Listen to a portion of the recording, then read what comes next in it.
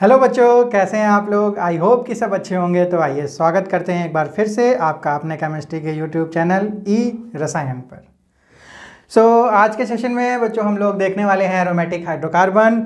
और इससे पहले हम लोगों ने अपना एल्केन, एल्कीन और एल्काइन पार्ट को कंप्लीट कर लिया है। तो अगर आप लोगों ने अभी तक वीडियोज़ नहीं देखे हैं तो तुरंत जाके हमारे जो प्रीवियस वीडियोज़ हैं उसमें आप लोग अपना जो छूटा हुआ हाइड्रोकार्बन है उसको कंप्लीट कर सकते हैं। तो आइए हम लोग बात करते हैं आज एरोमेटिक हाइड्रोकार्बन्स की। तो जो सबसे पहला वर्ड है वो है हमारा एरोमेटिक। तो ये एरोमेटिक शब्द को हम लोग पहले भी सुन चुके हैं बच्चों, जब हम लोगों ने ऑर्गेनिक केमिस्ट्री की स्टार्टिंग की थी, यानी जो हमारा जो जीओसी थी यानी जनरल ऑर्गेनिक केमिस्ट्री, वहाँ पर हम लोगों ने कैरेक्टराइजेशन किया था। और कैरेक्टराइजेशन में हम लोगों ने जो ऑर्गेनिक कंपाउंड को फर्दर डिवाइड किया था एरोमेटिक और नॉन एरोमेटिक में। तो एरोमेटिक कंपाउंड क्या होते हैं, इसकी जो बेस्ट एक्सप्लेनेशन है वो हमको मिलती है हकल रूल से। ये हकल नाम के एक साइंटिस्ट थे जिन्होंने एरोमेटिक कंपाउंड की कंडीशंस को एक साथ समझाया और प्रॉपरली बताया कि कुछ सेट ऑफ डाटाज को अगर कोई कंपाउंड फॉलो करता है तो उसको हम लोग क्या बोलेंगे, एरोमेटिक कंपाउंड। तो इसकी हम लोग बाद में बात करेंगे, पहले इस जनरल वर्ड को समझते हैं कि जो हमारे एरोमेटिक कंपाउंड है यानी उसका जो वर्ड है वो कहाँ से आया है, एरोमा नाम से। तो एरोमा का मतलब बच्चों क्या होता है, प्लीजेंट स्मेल। प्लीजेंट स्मेल यानी अच्छी सी जो सुगंध होती है, जिसको हम सुगंध बोलेंगे, उसको हम लोग इंग्लिश में बोलते हैं एरोमा। तो ये जो हमारे एरोमेटिक कंपाउंड होते हैं उसमें एक प्लीजेंट स्मेल आती है, यानी प्लीजेंट स्मेलिंग कंपाउंड होते हैं हमारे एरोमेटिक कंपाउंड। तो दूसरी बात ये आती है कि अगर हमें एरोमेटिक कंपाउंड को पहचानना है तो इस प्लीजेंट स्मेल के साथ साथ अगर उसको हम लोग क्या करते हैं बच्चों, उसको हम लोग बर्न करते हैं। तो वो कैसे बर्न होते हैं, बर्न विद सूटी फ्लेम। सूटी फ्लेम। तो ये एक इनिशियल आइडेंटिफिकेशन है हमारा किसका, एरोमेटिक कंपाउंड का।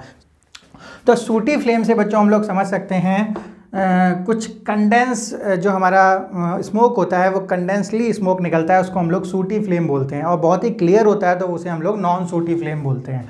तो ये जो एरोमेटिक कंपाउंड होते हैं ये सूटी फ्लेम के साथ बर्न होते हैं और प्लीजेंट स्मेल देते हैं। तो ये इसकी बेसिक क्वालिटीज़ हो गई। अब हम लोग इसका जो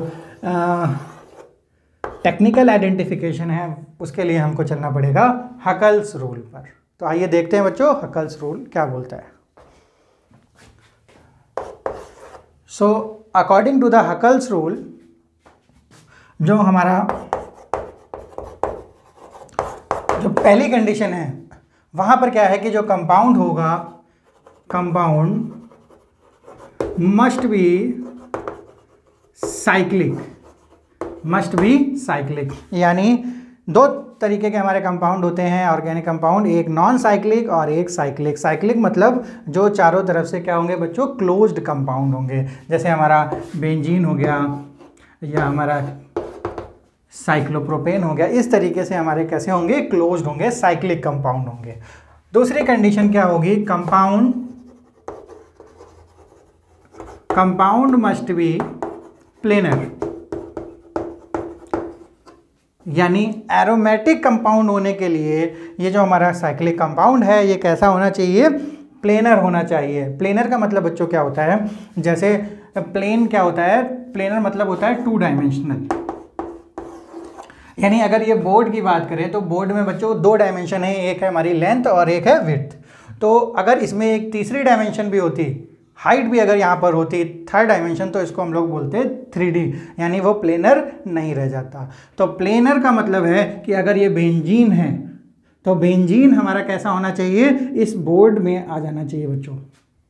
अगर इसमें कुछ ऐसे ग्रुप लगे हुए हैं, ऐसे मान लो ऐसे ग्रुप लगे हुए हैं जिससे कि जैसे ये बेंजीन है और एक आर आगे आ रहा है और एक आर इस बोर्ड के पीछे जा रहा है, तो इसका मतलब है ये जो कंपाउंड है ये प्लेनर नहीं होगा, ये कैसा हो जाएगा, नॉन प्लेनर हो जाएगा। तो उस कंडीशन में हमारा जो एरोमेटिक कंडीशंस हैं वो वहाँ पर फॉलो नहीं करने वाली। तो हमारा जो कंपाउंड होगा वो कैसा होगा, प्लेनर होना चाहिए। थर्ड कंडीशन क्या है?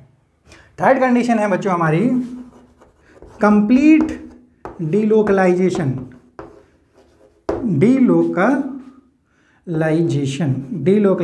Of pi electrons in the ring. यानी सपोज करो बच्चों हमारी ये रिंग है, ये रिंग ही है हमारी, तो रिंग में जो पाई इलेक्ट्रॉन्स हैं, यानी ये पाई बॉन्ड है, तो पाई बॉन्ड में एक पाई बॉन्ड में दो पाई इलेक्ट्रॉन्स होंगे। तो जो पाई इलेक्ट्रॉन्स हैं वो कंप्लीट डीलोकलाइज्ड होने चाहिए। यानी बच्चों क्या होना चाहिए? वो घूमने चाहिए, वो स्टेबल ना होके कैसे होने चाहिए? वो हमेशा डीलोकलाइज पोजीशन में होने चाहिए। यानी वो हमेशा क्या करते रहें? एक दूसरे से अपने प्लेस को चेंज करते रहने चाहिए। तो ऐसी कंडीशन में हम उसको बोलेंगे क्या? कि एरोमेटिक हाइड्रोकार्बन हो सकता है। और फोर्थ एंड लास्ट कंडीशन है हमारी एरोमेटिक हाइड्रोकार्बन कि जो हमारे पाई इलेक्ट्रॉन्स हैं, जो हमारे पाई इलेक्ट्रॉन हैं, उनकी जो प्रेजेंस है वो कैसी होनी चाहिए? 4n+2 pi electrons. यानी इतने पाई इलेक्ट्रॉन्स अगर काउंट होते हैं तो ही हमारा जो कंपाउंड है वो एरोमेटिक होगा। और वेयर जो n है, n इज इंटीजर है, तो 0 1 2 3 ऐसे करके n के नंबर्स होंगे। तो 4n+2 पाई इलेक्ट्रॉन्स कितने बनते हैं? अगर हम लोग n की वैल्यू अगर 0 रखते हैं, n की वैल्यू 0 रखते हैं, तो बच्चों यहाँ पर 0 × 4 0 + 2 यानी 2 पाई इलेक्ट्रॉन्स। तो अगर 2 पाई इलेक्ट्रॉन्स हैं तो भी हमारा कंपाउंड एरोमेटिक होगा। अगर 1 रखते हैं तो क्या हो जाएगा? 4 + 2 यानी 6 पाई इलेक्ट्रॉन्स। तो अगर 6 पाई इलेक्ट्रॉन्स हैं तब भी हमारा एरोमेटिक होगा। इस तरीके से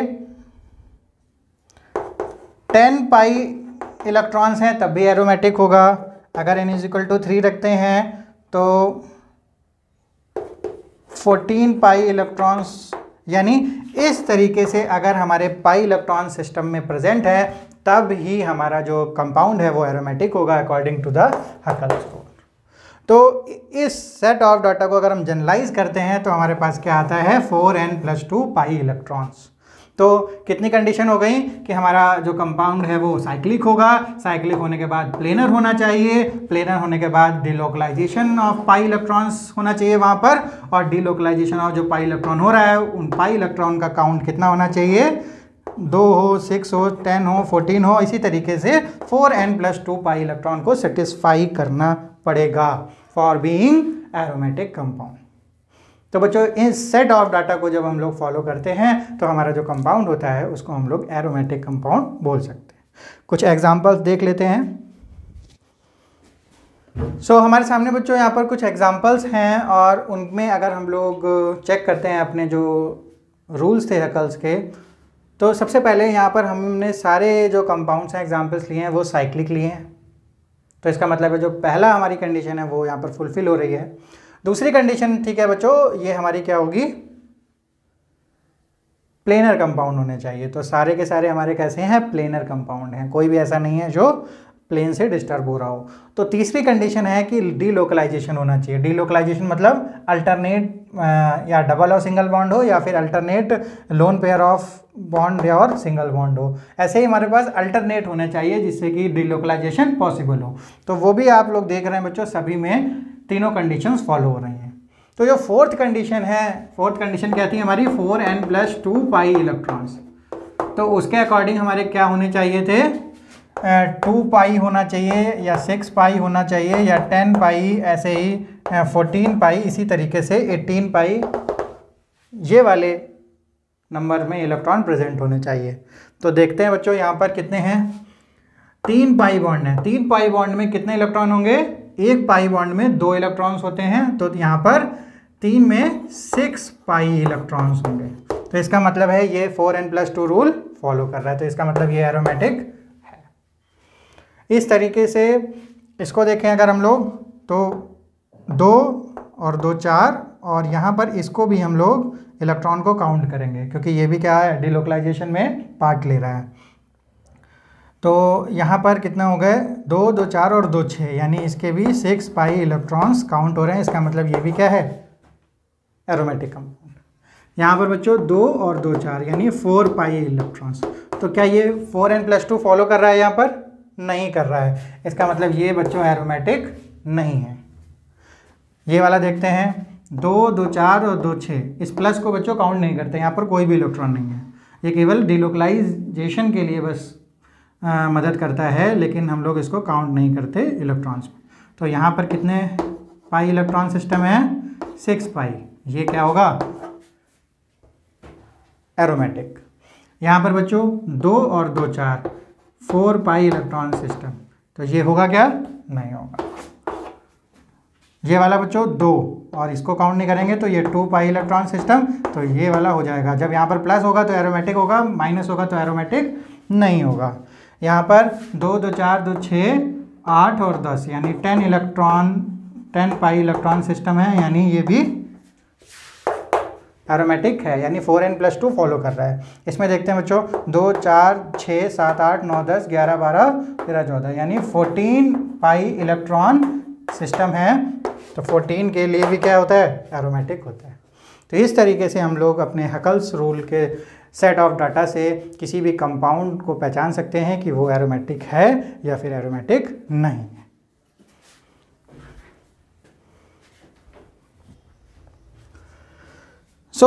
एरोमेटिक कंपाउंड्स की जो क्लासिफिकेशन है, जो क्लास है, उसमें बहुत सारे हमारे बच्चों एरोमेटिक कंपाउंड्स आते हैं, लेकिन उसमें जो most of the aromatic compound है उसमें एक बेंजीन रिंग यानी जो बेंजीन है, ये भी एक एरोमेटिक क्लास का हमारा कंपाउंड है। तो बहुत सारे कंपाउंड्स में ये जो रिंग थी इसकी प्रेजेंस हमको मिली। बच्चों केमिस्ट लोग जो थे उनको इस बेंजीन रिंग की प्रेजेंस बहुत ही प्लेंटी अमाउंट में मिलती थी। तो इसका मतलब उन्होंने कहा कि हमारे जो एरोमेटिक हाइड्रोकार्बन हैं उसको बेसिकली हम 2 टाइप से कैटेगराइज करेंगे, और ये बात हम लोगों ने वहाँ भी पढ़ी थी क्लासिफिकेशन ऑफ ऑर्गेनिक कंपाउंड में, हाइड्रोकार्बन्स में। तो इसको उन्होंने जो हमारे एरोमेटिक कंपाउंड थे उसको 2 क्लास में डिवाइड किया फर्दर। एक था बेंजीनॉइड कंपाउंड, यानी वो एरोमेटिक कंपाउंड जिसमें कोई ना एक बेंजीन रिंग प्रेजेंट थी, और दूसरे क्लास के कंपाउंड को बोला नॉन बेंजोनाइड। यानी बच्चों इस क्लासिफिकेशन से ही हमको केवल ये पता चलता है कि ये जो बेंजीन रिंग है ये एरोमेटिक कंपाउंड्स के लिए कितनी इंपॉर्टेंट हो जाती है कि हम लोगों ने इसको एक अलग क्लास ऑफ एरोमेटिक कंपाउंड में डिवाइड किया जिसका नाम था बेंजीनॉइड क्लास ऑफ कंपाउंड्स। तो इसके लिए हमें सबसे पहले बेंजीन की स्टडी करनी पड़ेगी, और बेंजीन की आज हम लोग स्टडी करने वाले हैं कहाँ पर? एरोमेटिक हाइड्रोकार्बन्स के अंदर। तो आइए बच्चों देखते हैं कि किस तरीके से बेंजीन का स्ट्रक्चर होता है और कैसे उसकी ऑर्बिटल पिक्चर्स को हम लोग देख सकते हैं।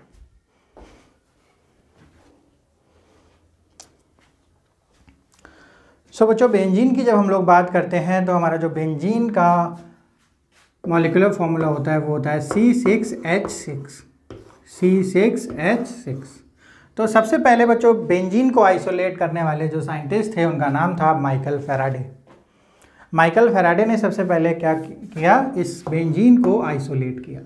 लेकिन जो सबसे बड़ी चुनौती थी, प्रॉब्लम थी कि इसके स्ट्रक्चर को कैसे समझा जाए, तो बहुत सारे जो हमारे केमिस्ट थे उन लोगों ने बहुत सारी केमिकल रिएक्शंस की हेल्प से इसके स्ट्रक्चर को डिफ़ाइन किया। तो एक रिएक्शन थी जो हमारी बेंजीन रिंग दिखाती थी।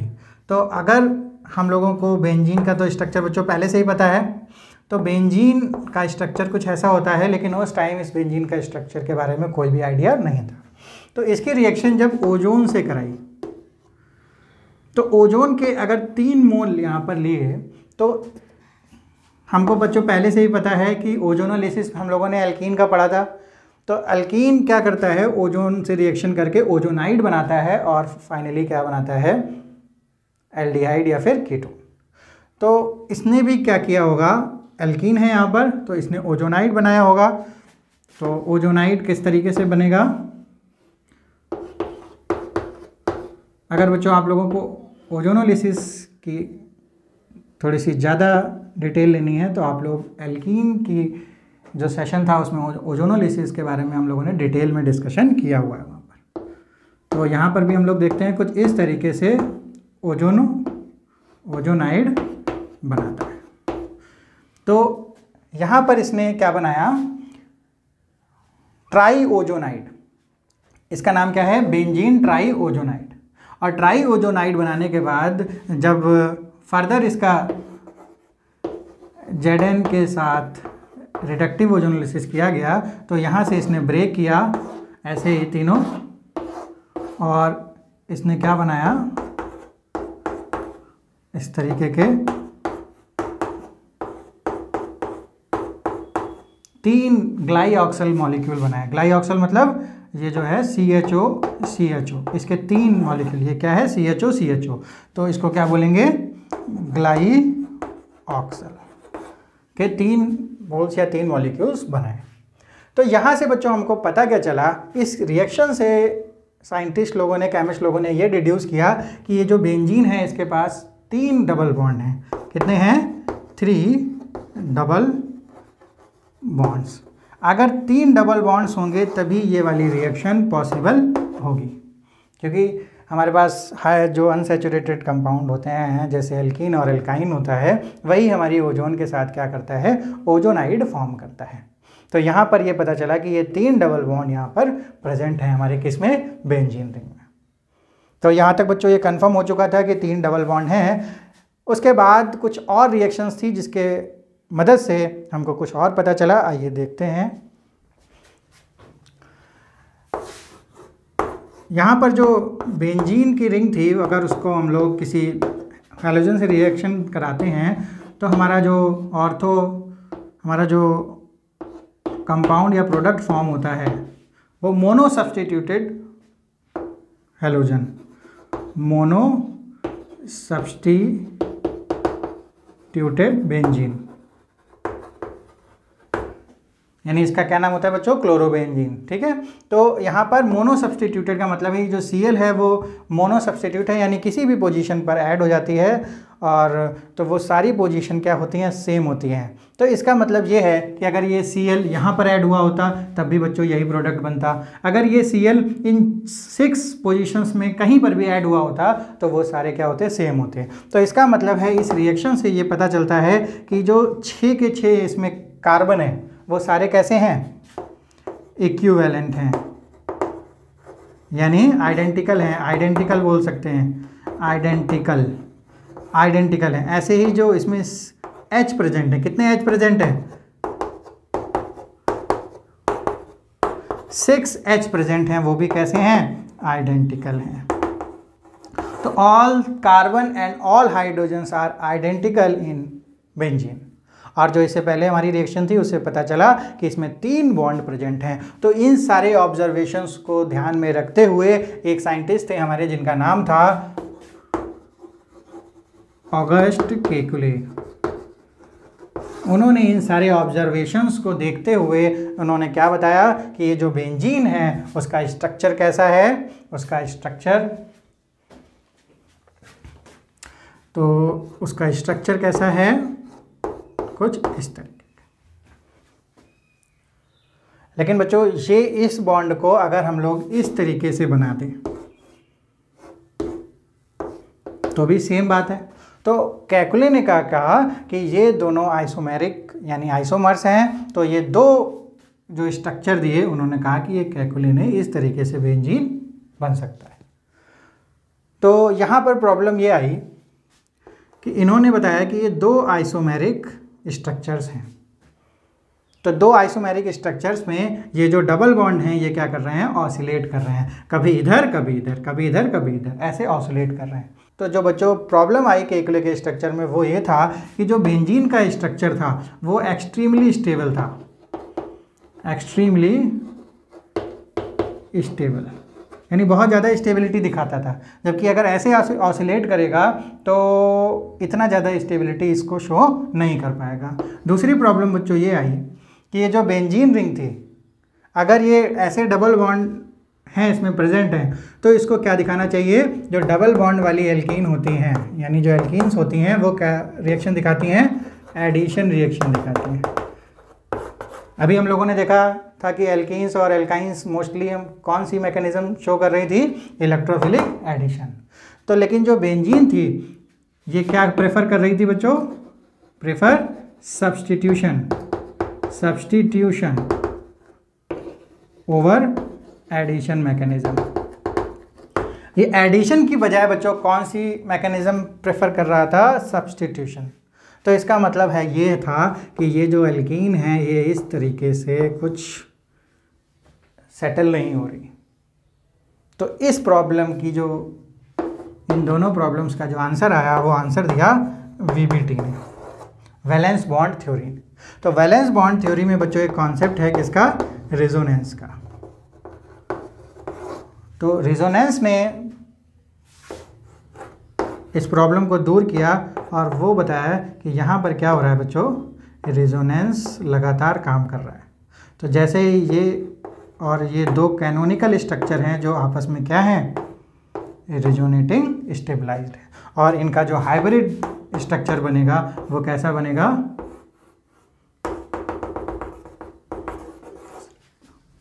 तो यहाँ पर जो बच्चों ये डबल बॉन्ड है ये एक जगह पर रुका हुआ नहीं है, ये क्या है? कंटिन्यूसली क्या कर रहा है? रोटेट। तो इसलिए यहाँ पर एडिशन की बजाय यहाँ पर सब्स्टिट्यूशन रिएक्शन प्रेफर कर रहा है ये, और इसकी स्टेबिलिटी भी क्या होती है? और बढ़ जाती है, क्योंकि ये कैसा है? रेजोनेंस स्टेबलाइज्ड है। अगर बच्चों रेजोनेंस के बारे में और जानना है तो हम लोग ये रेजोनेंस की बात जो हमारी GOC है वहाँ पर हम लोग कर चुके हैं। तो यहाँ पर हम लोगों ने देखा कि किस तरीके से हमारा जो बेंजीन का स्ट्रक्चर है फाइनली वो डिड्यूस हुआ with the help of various scientist, जिसमें उन्होंने योगदान दिया, बहुत सारी केमिकल रिएक्शन कराई, जो हमारे उसमें कैकुले भी थे, और आइसोलेट के लिए हमारे माइकल फैराडे ने किया था। तो यहाँ पर हमारी बात ख़त्म होती है स्ट्रक्चर ऑफ बेंजीन की। लेकिन इसका जो ऑर्बिटल पिक्चर है उसके बारे में हम लोग और देख लेते हैं कि किस तरीके से जो हमारे कार्बन और हाइड्रोजन के ऑर्बिटल्स हैं वो किस तरीके से इलेक्ट्रॉन क्लाउड को सेटल करते हैं ऑन बेंजीन रिंग।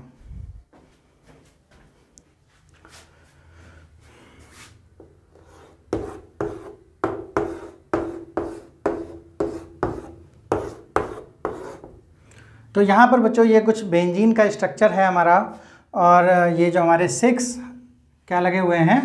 हाइड्रोजन लगे हुए हैं इसके आसपास। तो अगर इसकी हम लोग ऑर्बिटल पिक्चर देखते हैं तो कार्बन के पास कितने होते हैं हमारे? 1 s होता है और 3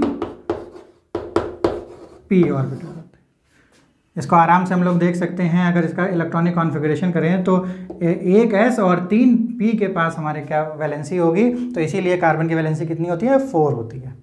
तो ये 4 हमारे जो ऑर्बिटल होते हैं वो पार्टिसिपेट करते हैं। तो इसमें बच्चों क्या होगा? 1 p जो होगा वो, जो इसका 1 p होगा वो इससे क्या करेगा? सिग्मा बॉन्ड बनाएगा। क्या करेगा? Sigma bond. मान लेते हैं ये वाला p ये वाला सिग्मा बॉन्ड बना रहा है। इस कार्बन की अभी बात कर रहे हैं। और दूसरा सिग्मा बॉन्ड कहाँ बनाएगा? ये इससे बनाएगा। तो ये p क्या बना रहा है? दूसरा सिग्मा बॉन्ड बना रहा है।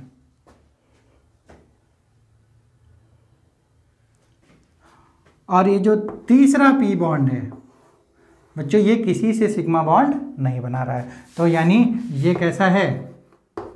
ये पाई बॉन्ड बनाएगा अभी।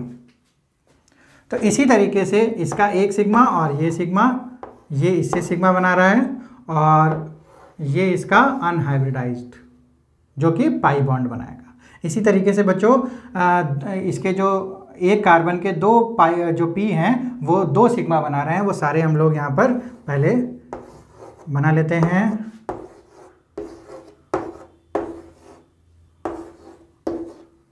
सिग्मा सिग्मा सिग्मा, सबके सिग्मा हो गए, और सबका ये जो अनहाइब्रिडाइज्ड p ऑर्बिटल है वो भी बना लेते हैं हम लोग।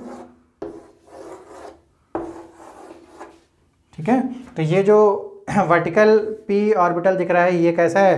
ये हमारा विदाउट सिग्मा बॉन्ड है, और ये जो हमारे इस तरीके से ये जो सिग्मा बॉन्ड बना रहे हैं इनमें 2 p ऑर्बिटल शामिल हैं बच्चों। अब ये जो 1 s है ये क्या कर रहा है? ये हमारा S से बना रहा है। ये जो इधर वो H, ये जो हमारा H है वो हमारा 1 सिग्मा बॉन्ड दे रहा है, तो हम अलग से यहाँ पर लिख देते हैं। तो इसका मतलब है ये भी किसके साथ सिग्मा बॉन्ड बना रहा है, H के साथ सिग्मा बॉन्ड बना रहा है। तो इसका मतलब है कि ये जो तीन हैं ये आपस में हाइब्रिडाइज्ड होके क्या बनाएंगे, sp2, क्योंकि केवल सिग्मा बॉन्ड बनाने वाले जो ऑर्बिटल्स होते हैं वो उसी को हम लोग बोलते हैं हाइब्रिडाइज्ड ऑर्बिटल। तो यहाँ पर इस कार्बन की हाइब्रिडाइजेशन बच्चों कितनी है, sp2। इसमें एक s और दो p आपस में मिलके sp2 हाइब्रिडाइजेशन दिखा रहे हैं, जो कि सिग्मा बॉन्ड बनाने में कंट्रीब्यूट कर रहे हैं। जबकि बच्चों ये जो एक p बचा हुआ है ये कैसा है, अनहाइब्रिडाइज्ड। कैसा है,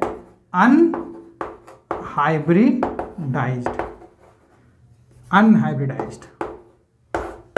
और ये कैसे हैं, ये तीन हाइब्रिडाइज्ड ऑर्बिटल्स हैं। तो वो अनहाइब्रिडाइज्ड ऑर्बिटल कौन सा है, ये वाला बच्चों, ये जो वर्टिकल दिख रहे हैं। तो ये क्या करेगा, ये आपस में पाई बॉन्डिंग यानी साइड वाइज बॉन्डिंग बनाएंगे। तो होता क्या है कि ये जो पाई बॉन्डिंग है यानी साइड वाइज ओवरलैपिंग है, ये बच्चों एक जगह ना रुकी होके क्या हो रही है, अभी हम लोगों ने देखा कि रोटेट होती है। तो इसका मतलब है ये सब में ये जो पाई बॉन्डिंग है वो दिखाई पड़ेगी। तो ये थोड़ा सा बच्चों बहुत ज़्यादा कॉम्प्लिकेटेड हो गया है। तो हम लोग पाई बॉन्डिंग का अगर ये जो ऑर्बिटल इलेक्ट्रॉन क्लाउड देखें तो हम लोग यहाँ देख सकते हैं कि एक ऊपर बच्चों जैसा बर्गर का बन होता है, तो एक ऊपर बन है और एक नीचे बन है, और बीच में क्या है,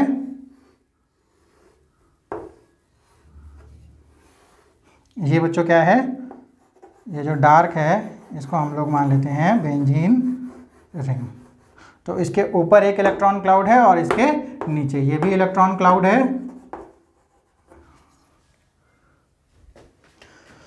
तो ये इलेक्ट्रॉन क्लाउड है बच्चों एक, और ये नीचे वाला भी इलेक्ट्रॉन क्लाउड है। तो ये दोनों इलेक्ट्रॉन क्लाउड कैसे हैं, पाई बॉन्डिंग के इलेक्ट्रॉन क्लाउड है, जो कि कहाँ से बना है, अनहाइब्रिडाइज्ड p ऑर्बिटल से बना हुआ है। बाकी के जो तीन ऑर्बिटल थे वो कैसे हो गए, हाइब्रिडाइज्ड हो गए। इसलिए जो हमारा बेंजीन होता है, बेंजीन का जो कार्बन होता है वो कैसा होता है, sp2 हाइब्रिडाइज्ड होता है। तो हम लोग आसानी से निकाल भी सकते हैं कि एक ये सिग्मा बॉन्ड, ये सिग्मा बॉन्ड और एक H के साथ सिग्मा बॉन्ड। तो तीन सिग्मा बॉन्ड के लिए जो हाइब्रिडाइजेशन होता है वो क्या होता है, sp2। तो ये बच्चों कुछ है हमारी ऑर्बिटल पिक्चर। तो अगर बच्चों इसमें थोड़ा सा भी कॉम्प्लिकेशन है तो बहुत ज़रूरी नहीं है कि ये आपको एज इट इज़ आनी चाहिए। आप लोग थोड़ा सा इससे क्या कर सकते हैं, अपनी बेसिक नॉलेज को थोड़ा सा मजबूत कर सकते हैं। अदरवाइज़ हम लोग आगे बढ़ते हैं। अब हम लोग बात करेंगे मेथड्स ऑफ प्रिपरेशन की, कि किस तरीके से बेंजीन को हम लोग प्रिपेयर करते हैं।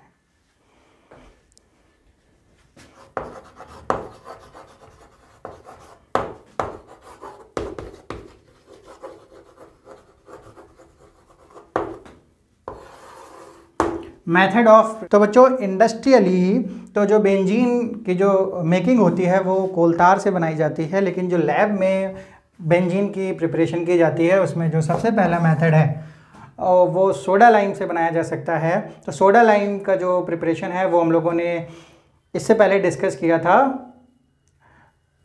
एल्केन चैप्टर में। तो एल्केन में हम लोगों ने क्या किया था, सोडा लाइम किसको बोलते थे, सोडा मतलब NaOH, क्या नाम होता है इसका, कॉस्टिक सोडा, और क्विक लाइम होती है CaO। तो इसको मिला के इसको बोलते हैं बच्चों सोडा लाइम। तो बच्चों हमारा जो मेथड है वो क्या था, बाई सोडा लाइम। तो यहाँ पर हम लोग डेरिवेटिव लेंगे बेंजीन का। अगर हम लोग यहाँ पर CH3COONA ले लेते तो बच्चों हमको मिलता मीथेन, लेकिन यहाँ पर हमको बेंजीन डेरिवेटिव लेना है क्योंकि हमको बनाना है बेंजीन। तो यहाँ पर COONA, बेंजोइक एसिड क्या होता है हमारा, COOH। तो लेकिन यहाँ पर हमने सोडियम डेरिवेटिव ले लिया है, तो चलो ऐसे लिख लेते हैं बच्चों। तो यहाँ पर हमको सोडा लाइम क्या होता है, NaOH और CaO, और इसमें थोड़ा सा हीट अप करेंगे। तो एक शॉर्ट ट्रिक होती है यहाँ पर कि ये पूरा और ये यहाँ पर हम लोग इसको रिलीज़ कर देते हैं। तो क्या बना, Na2CO3।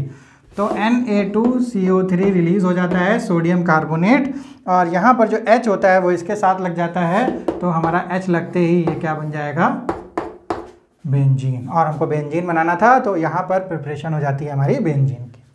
दूसरा मेथड बच्चों क्या है, दूसरा मेथड हम लोगों ने अभी इससे पहले वाला जो सेशन था एल्काइन का, उसमें हम लोगों ने देखा कि साइक्लिक पॉलीमराइजेशन, साइक्लिक पॉलीमराइजेशन देखा था। उसमें क्या देखा था, एल्काइन में हम लोगों ने लिया था इथाइन के 3 मॉलिक्यूल हम लोगों ने लिए थे। इसको बच्चों एसिटिलीन भी बोलते हैं या इथाइन बोलते हैं। और उसको हम लोगों ने रेड हॉट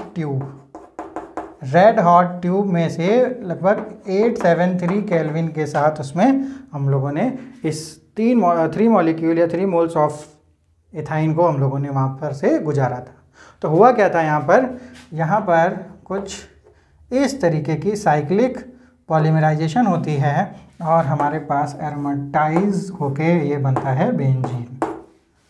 क्या बनता है, बेंजीन। तो इस तरीके से भी हम लोग साइक्लिक पॉलीमराइजेशन से भी हम लोग बेंजीन प्राप्त कर सकते हैं फ्रॉम एसिटिलीन या फिर एथाइन।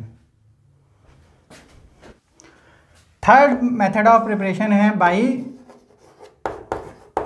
Reduction of phenol.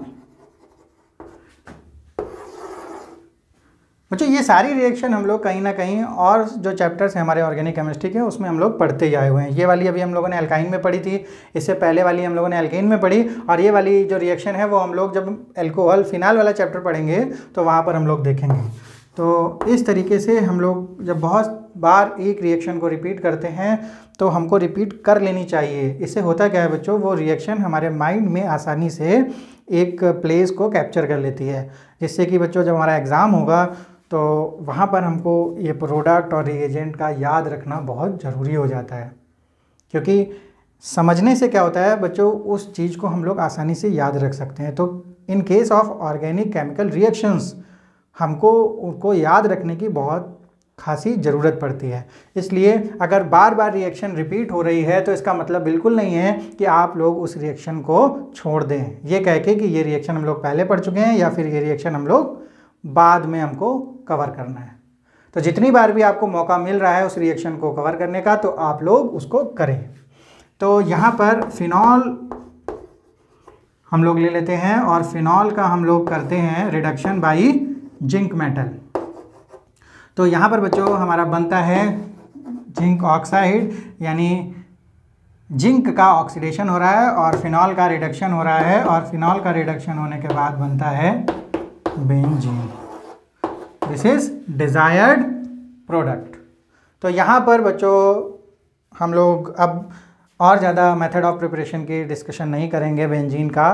तो हमारी जो बेंजीन के केस में जो सबसे इम्पॉर्टेंट चीज़ है वो है हमारी केमिकल रिएक्शन ऑफ बेंजीन, जिसमें जो हमारा मैकेनिज़्म है, जो सबसे इम्पॉर्टेंट मैकेनिज़्म है इन केस ऑफ बेंजीन, वो है हमारा इलेक्ट्रोफिलिक सब्स्टिट्यूशन रिएक्शन, जो कि बच्चों हम लोग अपने नेक्स्ट सेशन में आप लोग देखने वाले हैं। तो बच्चों आप लोग इसी तरीके से केमिस्ट्री के साथ बने रहिए और जो बेसिक नॉलेज है और सही नॉलेज है उसको पहचानना बच्चों आप लोगों के लिए बहुत ज़रूरी है कि अगर आप लोगों ने अभी इस फेज़ ऑफ टाइम में, यानी जो आपका जो फेज़ चल रहा है उसमें अगर आप लोगों ने सही नॉलेज को नहीं पहचाना तो अक्सर बच्चों क्या होता है, हमारे जो प्रीसियस टाइम है जो हमें 1, 2 या 3 साल होते हैं वो निकल जाते हैं और हम लोग इस नॉलेज को दोबारा गेन नहीं कर पाते और हमको जो कॉलेज या फिर हमको जो पोजीशन मिलनी चाहिए अपने इस सब्जेक्ट के थ्रू वो हमको बच्चों नहीं मिल पाती। इसलिए बच्चों बहुत ज़रूरी है कि आप लोग अच्छा पढ़ें, सही पढ़ें और जो डिस्ट्रैक्शन होते हैं उससे बच्चों बचे रहें। तो बच्चों इसी तरीके से एंजॉय करते रहिए। हम लोग मिलते हैं अपने नेक्स्ट सेशन में जहाँ पर हम लोग बात करेंगे केमिकल प्रॉपर्टी ऑफ बेंजीन की। Till then bye bye.